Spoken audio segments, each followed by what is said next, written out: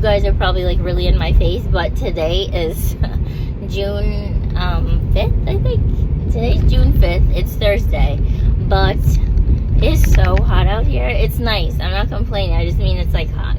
So I have a bun today. I have so many stories I'm trying to tell you guys right now. So many stories in my head, but I'm going to tell you this. I'm going to see what pops in my head first. So this is just a Larice day. So don't come in here. I mean, of course, anything I say, I really do hope that you learn something from it. But like I said, it's not a spiritual day. Not in this moment anyway. Because I'm heading somewhere. So when I get there, I have to stop the video. But really quick, if I could tell you a story, let's see what I'll tell you. I guess it could be a lesson, you know, about, I was going to go there about forgiveness, right? Because,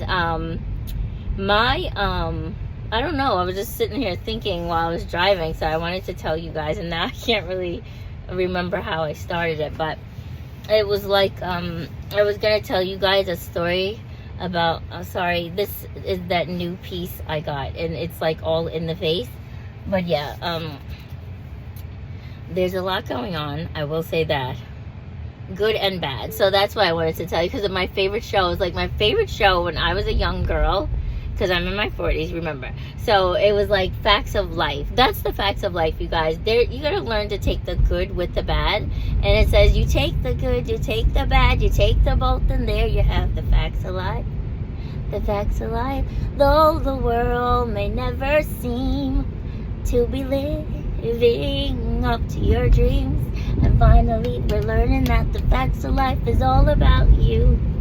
You.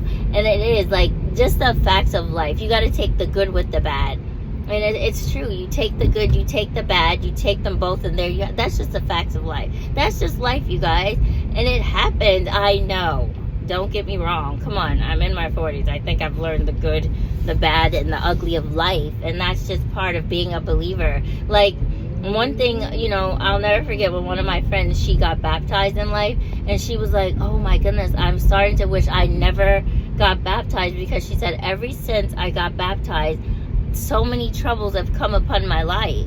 And I was like, are you kidding? Like, we were telling her, we were like, that's the idea. Like, we're going to suffer for his name's sake. Like, you're not gonna, who said that it was gonna be a beauty and bliss every day walking with Jesus? No. I think that's the hardest thing about being a believer in Jesus Christ, is because we're troubled on every side. I don't know about you, but every time, it's very true. We're often cast down, but we're not utterly destroyed. I just told you, when you saw me crying the other day, I was so mortified. Like, I was angry.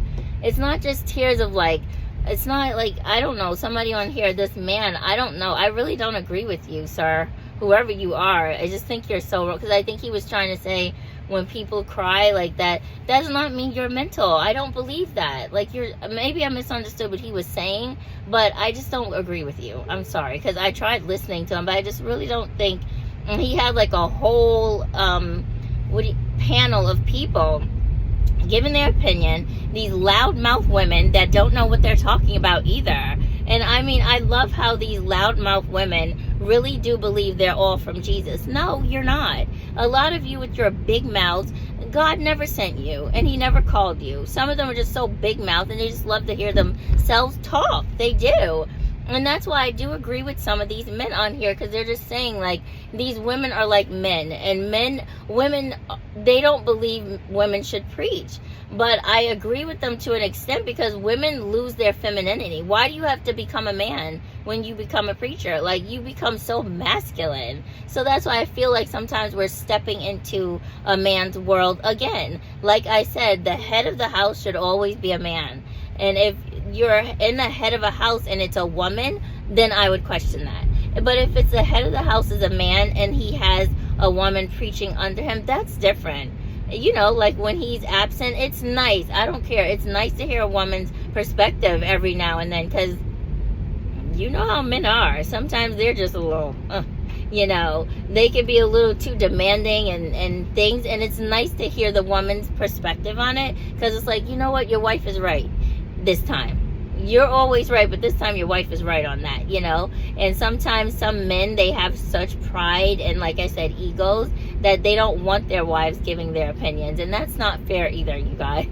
So, I mean, but please, always, men, leaders, you still should keep your wife in check. Like, don't let her overstep you or overstep her boundaries of speaking in front of you. Like, you still, I remember G.E. Patterson. I like him. He passed away now, but I used to listen to him while he was living. This is like before he had gotten sick, and I just enjoyed his sermons. He reminds me of a lot of our old pastor that passed away, like our old bishop. And I don't know, something about the way he preaches I like. And him and his wife didn't have children either, but Mother Louise Patterson, I love her. When she didn't preach often, like I said, she only preached during like women's events, but I just love the way she talks. It's just something about it. She's just so confident with it, and it's nice. It's smooth too, and she gets on the women, because like I said, men are men, and sometimes I feel like men, because they're husbands and their dads, they have a hard time like addressing the matters at hand when it comes to a woman. They don't want to hurt their wife or their daughters, and you can't do that, and they do that sometimes. So that's why I said it's nice when you allow a woman's perspective, so then she can get on the women, and then you don't have to feel bad. That's how I see it.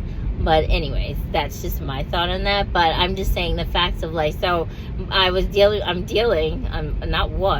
dealing with some severe car trouble, which I can't deal, because it's like, it's always something, you guys. Like, the closer you get to your payday, it's like something else comes along, and it's like, oh, come on. And I just get so mad. I'm sorry. I just had to shed the tears because I couldn't believe it. But it is what it is, nonetheless. And we're going to keep on moving in Jesus' name. We can't stop, because that's life right now. Like I said, it's the facts of life. And it's always one thing or another to get you down. It's always something. Like, it doesn't matter how hard you try. Every time you turn around, it's always something else coming. If it's not this, it's that, and if it's not that, it's this, and it's like, oh, come on. Sometimes I said it just can't catch a break sometimes, but I know God is still in control. And even though I was upset in that moment, can I just say something? God never puts more in you than you can bear. There's a young lady that posted something today, and she asked somebody to please say some kind words to her because she feels so down and so depressed. And I don't believe she'd ever see my video, but I just tell you, stay encouraged. I don't care how down you are in life. Look at me. You saw my video the other day, and I was crying. I told you, crying and weeping endure but for a night, but joy is coming in the morning. And joy did come. It didn't come the very next day, and it didn't come the day. It came that Thursday, because I think that video I did either Monday or Tuesday, but that Thursday, joy came in a way I could never again.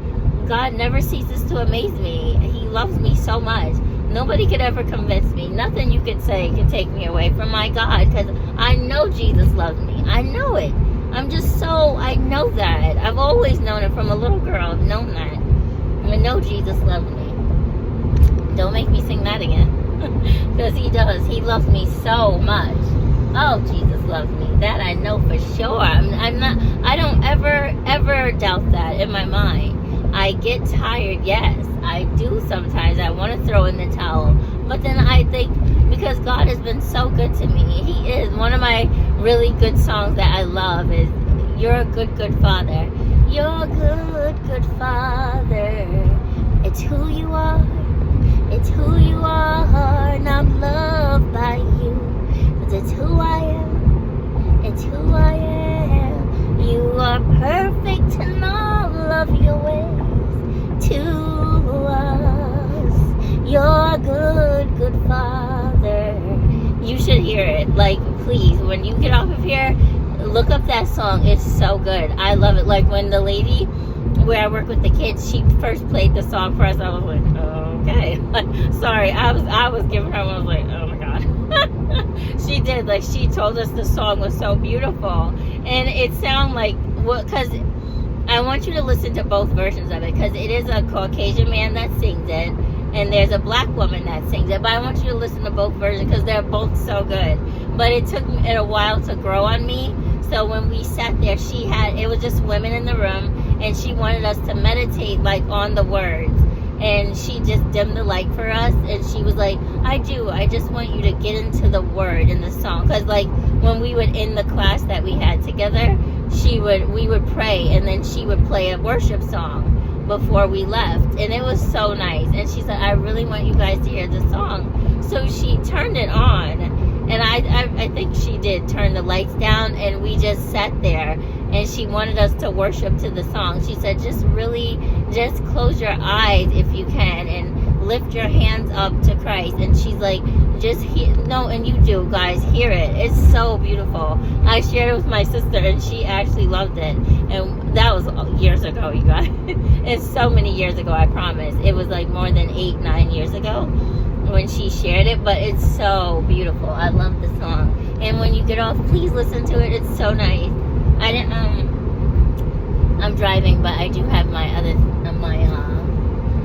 other device with me, so I could play it, but I'm driving, so I can't get it for you. But yeah, I want you to hear it. It's so good. You're good Father. Because he's so good. God is just so good. I mean, there's no other I shall serve or obey. I just thank God for his son Jesus. I don't know how anybody can't serve Jesus. I just don't get that part. Oh my goodness. And then you all wonder why your lives are topsy-turvy, because you're pretending, because half of y'all don't believe in Jesus. You're just talking. You are. Most people, even on here, they just care about the follow. Like most people in church just care about the moolah, bringing the moolah. They just want you to bring in more money, more money, more money. And you heard that celebrity, didn't he create that song? The more money you come across, the more problems you see. I don't know what they want from me. It's like the more money you... And he's not lying. The more money you come across, ask these church leaders. The more money they came across, didn't they see more problems? Yes, they did. Because we watched them grow. Anybody, whether they're on TV or the churches you worship in, don't you see the more money these men get, the more they want? Just greedy. That's all it is greed. And that's not Jesus. That's not about God. The Lord has been blessing me to go in rooms where they don't care if you gave something or not. They don't worry about that. Even with the group I'm working with right now, you guys, it's so beautiful. Like, I'm working on this huge project right now, so you guys have to excuse me because I signed up for it, so I gotta be there. I love doing this. I do it I missed the past 2 years, but this is something I find so much joy in doing. We do the Bible school for the kids. It's like vacation Bible school. A lot of churches do it. At my church, it's called something different, but I work with the little children here, and I really do dedicate myself to that. I miss them so much, and I have to do what I love, and it brings me joy to see their faces when we create this stuff for them. And it's just 1 week we do it with them, and it's so fun. Like I said, everybody, every church is different, and some churches just don't want you doing stuff like you're not good enough, and I don't worry about that anymore. I go where I'm appreciated. I go where I'm loved, and they want my services, and that's why I take myself. So it is what it is. Like, you don't want good people around, leave them alone. That's simple. I told you guys that. Don't do people like that. Because you run the risk of chasing some beautiful... I'm not going anywhere. Don't get it twisted. But I'm just telling you, I signed up for this, so unfortunately I have to be here right now. But I miss you guys. I miss you guys. I'm just so busy. And with the car trouble, I can't go anywhere anyway. Barely. So right now, I'm just dealing with a plethora of things. But nonetheless, life goes on. And it's the facts of life. You gotta keep going. You can't stop. And like the guy said, can't stop, won't stop. And it's true. I can't stop you guys, and I won't stop. I don't care what the enemy is bringing up against my life. Do you? I told that thing, he better get under my foot. I don't want him behind me. But get under my foot, Satan, because I'm not going to stop. Usually I do. I'm like, you know what, Ma? I'm not going to do this. I'm not doing nothing no more because I get so angry. But I can't live like that. If I keep giving up on everything, I'll never get to see my breakthrough. I'll never see my destiny come to pass, So I'm just saying, so I'm trying to tell you guys, that's, I'm sorry, the big story I just was saying, I guess about forgiveness is, we used to live like in close proximity to family members. And I'll never forget my dad and my aunt, my oldest aunt, my dad's older sister. Because what's so exciting is that a lot of my dad's family members, they moved here first to New York. And then some of his family stayed down in the South, but a lot of them moved here. So they encouraged him to come here. And he loved it. My dad, you couldn't pay him to go back there. He does enjoy it. But I just said, I feel so blessed in so many ways. Because even when I would take the bus to go see my grandmother, I actually met people who does it. Like, how do you even know? First of all, men from my church, I'm not kidding, that were bus drivers. And my mom and dad, I would go on the bus by myself. And I don't know how he knew that I was from his church. We were from the same church. Like, we go to church in Philly, the headquarters. That's where he's from. And he's a bus driver. No lie, you guys. He sees me in New York. And all he said to me is, are you from the church? And I'm like, wait, how do you know that? Because it was hot in summer. And I had a sun hat on. But that doesn't mean I'm from church. Like, everybody wears sun hats in the summer. It was hot. It was brutal. So I had to walk down the street once I got off the train in Manhattan. I had to go to the Greyhound. And this man knew. He was from my church, you guys. No lie. And I was like, no way. And when I was able to get to a payphone to tell my mom and dad, like, they did not have to worry. Because they, you know, of course, they're my mom and dad. They worry. But they never worry about Larice like that. Because Larice is Larice. Nobody worries about Larice. Because, you know, I do my thing in life. My mom and dad don't care. Not like they care about me, you guys, but my dad always said I can go anywhere because my mouth, I'm serious. My dad always said, I don't worry about Larice with that mouth. He knows I'll let you have it with this mouth of mine. So he didn't care. He never, my other siblings, no, they don't get to. I even got to go to my prom. I got to do a lot of stuff my siblings just couldn't do. But my dad always said because my mouth, he let me do a lot of stuff because he knows I will put you in your place. in a loving way. No, I wasn't always so loving. I say what needs to be said. But anyways, yeah, so it was so crazy. Because he even knew. And I was like, wait, how did you know that? He said because he thought I was my sister. He knows my sister, and it wasn't her, it was me. I don't even think me and my sister look alike. We talk just alike, but we don't look alike. She's so much prettier than I am. I'm just kidding. She hates when I say that, but I just say it. But anyway, you guys, I reached my destination, unfortunately. But, oh, God, what am I doing? I got to finish my story real quick, you guys, before these doors close, because it's almost closed. This office I have to go to is going to close. So, yeah, really quick. So, the thing is, you guys, is that he knew. And he was like, wait, are you from the church? This is what he says, are you from the church? And I'm like, wait, how did you know that? And I said, wait, what church? And when he said it, I was like, no way. And he knew. I mean, I had a sundress on and everything, but it didn't mean I was from church. He just knew. Maybe he saw resemblance in my sister. He said he did, but...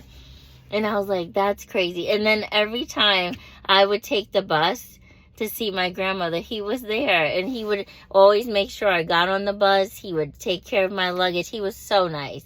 I don't see him anymore, by the way, but I'll never forget that. I'm telling you, I get blessed when I go to places as people really do look after me. Sometimes you just don't know.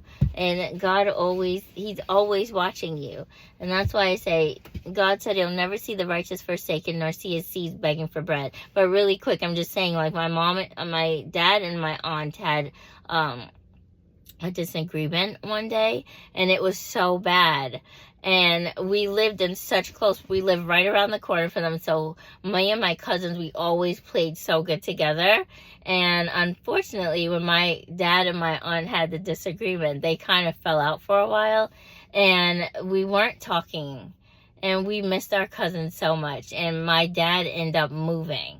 It was so mean. We moved away from my aunt and everything. We moved like 20 minutes from her. And she loved me and my sister. Like, we were so close, our cousins, and she loved us. And she wanted to see the girls. But my dad was, like, so mean. And he wouldn't even let her in the house. So she would try to come when my dad wasn't around, so she could hang out. But I wanted to tell you, this is why my dad is so he thinks it's so important to forgive and to show forgiveness, because my dad's the one that teaches us to forgive, because I don't find it easy. When I don't like somebody and I'm mad and I don't want to forgive them, I just stay away from them. But my dad taught us a beautiful lesson, because they never really did make up, you guys.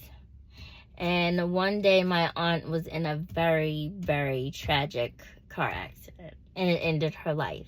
And that was like the hardest day of our lives. I was a little girl. I was so young, but I remember. And that's when my dad changed as a person a lot, because he never forgot that.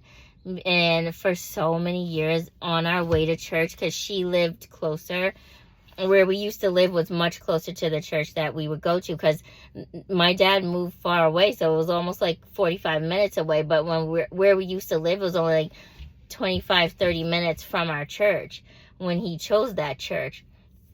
And every Sunday, you guys, after that, my dad would pull over like in the spot that had happened, because he just couldn't get over it, but it was just very scary. And it was just like, that's why I want to share with you guys, be quick to make it right, because you never know when someone's time is. You don't. And I think a piece of my dad was just like, he couldn't believe it. It was like, oh my goodness, why didn't I just, they would speak, but it wasn't like before, because they were so close. Like, they were cool, and she was cool with all her brothers, because it was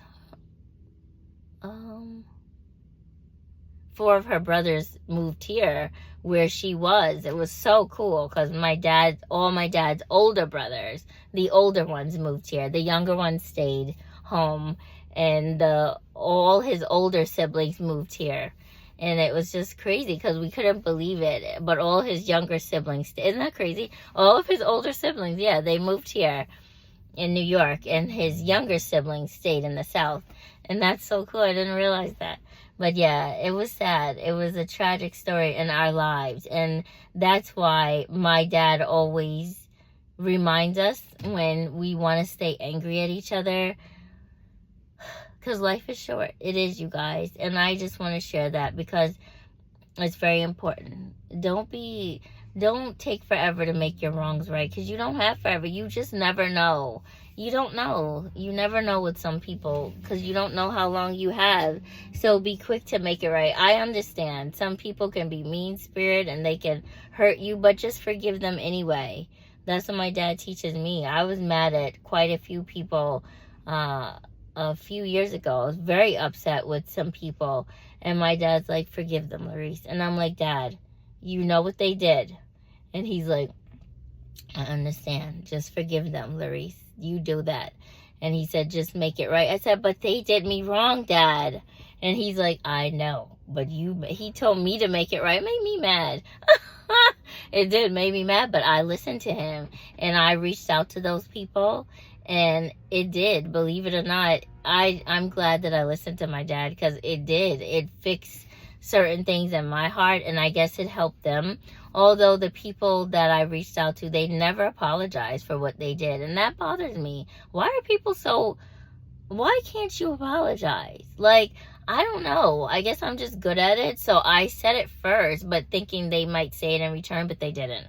And they just act as though they just talk again as though nothing ever happened. How do you do that? But that's just how people live. But I want to tell you that maybe it's for somebody. You could be holding on to some hurt and be unloving and unforgiving, but be quick to forgive. And it's true. I know, you guys, people hurt me. People hurt me so bad sometimes too. They do. But vengeance belongs to the Lord. And just like it's true, Jesus forgives us, right? We want to be forgiven? I know I do. I do things and I've done things, and I always need forgiveness. I do. But you're supposed to be quick to forgive. And it's hard. It is. It's hard. I struggle with that too, you guys. But don't worry. Sometimes you want to be someone else to be the bigger person, because you always have to be that, right? I know with me, I feel as though I always have to be the bigger person. I get tired, but it's true. You can forgive people. Don't you get my words twisted. You forgive them all you want, but I'm not telling you in any wise to invite certain people back in your life. They don't belong there. But do forgive them. And it's nothing wrong with letting them know you forgive them. But no, you do not. Don't ever let these churches make you feel that you have to be back buddy with people. No, you don't. You love some people from way over there. Like, I love you, but don't you come over here. Stay over there. Because they know what they did. You don't have to love everybody again like you used to. You got to love them. The Bible says you got to love your enemy. I know, that's hard too. Trust me. Because oh my goodness, the pastor where I work with the kids, and he retired now, so he's not there. I miss him. I love the way he would preach. And he told a story. I told this brother in my church, my home church, is so funny. We were cracking up because I told him, because he told me I should not leave my church. Stick around. Don't go anywhere. And because I told him, I was like, after everything happened, with that stuff, I was like, I think I'm ready to go. It's time for me to just move on.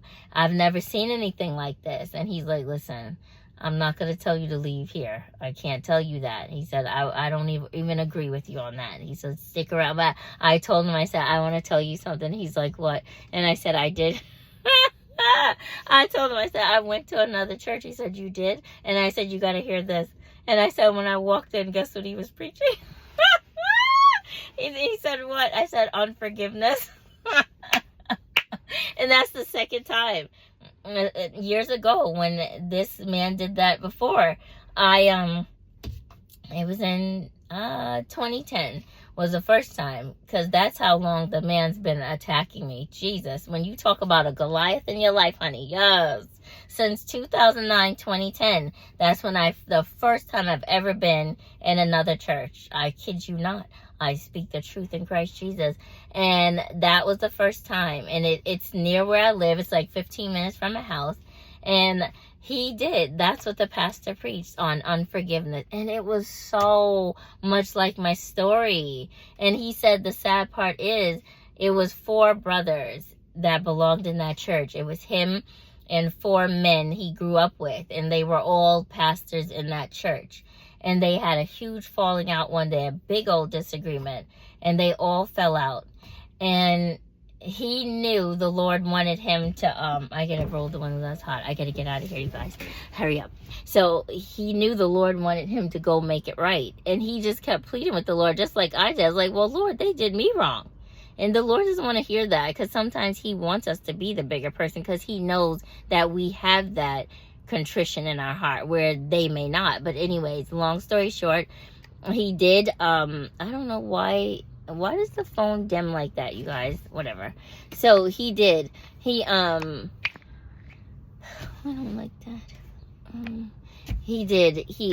Sorry. So he went and made the wrongs right.